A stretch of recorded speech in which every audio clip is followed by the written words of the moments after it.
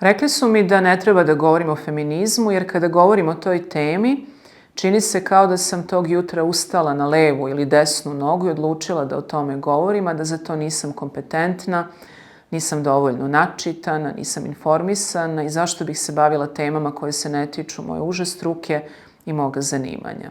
Ali gde ćete više raznovrsnih životnih tema nego u književnosti? Da li ovo zapravo znači da profesori književnosti nemaju pravo da govore o životnim temama? Još kako imaju. I sve one teme koje se u nekom obliku nalaze u literaturi mogu biti predmet naših analiza.